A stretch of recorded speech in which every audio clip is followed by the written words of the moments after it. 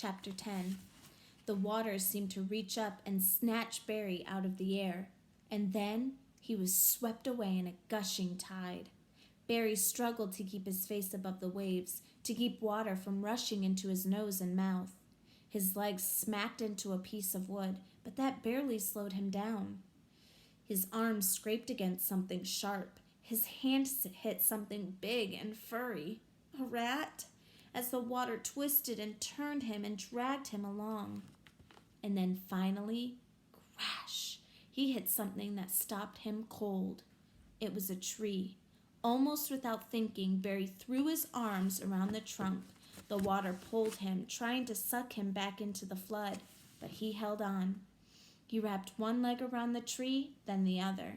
He hugged that tree so tightly, he could barely breathe. He gathered his strength, and then he managed to shinny up the tree inch by inch. It was an oak tree. All of the branches had been ripped away but one, which rose out of the water.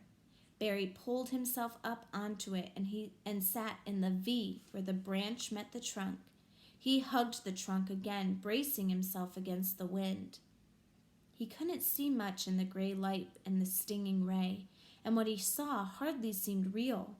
Water in every direction. He felt like he was shipwrecked in the middle of the ocean.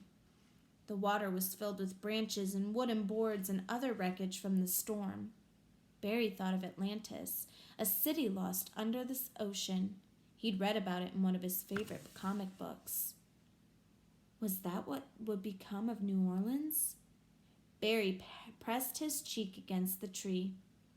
His entire body ached. His hands were ragged from climbing the tree. He started to cry, his sounds drowned by the wind. "Dad!" Barry screamed. "Mom! Cleo!" He screamed their names until his throat burned. The wind screamed back at him, and then he heard a deep groan and a crack that echoed above the wind. A massive shadow loomed over him. Barry stared in shock. It was a house pushing through the water like a monster. The windows and doors were gone, and the house turned slowly in the water. Barry saw that one side had been ripped away. He had to get out of the way, now. Barry jumped into the water, barely missing a piece of glass. The house hit the tree with a smash and a groan and then got stuck there. The current started to drag Barry. He fought against it and somehow managed to swim to the house. He reached up and grabbed hold of a window frame, careful of the jagged glass around the edge.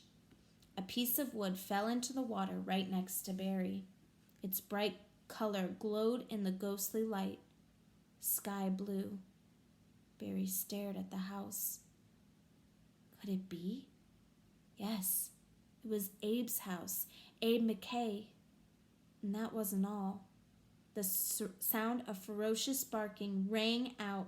Somewhere in that ripped-apart house was Cruz, the killer dog.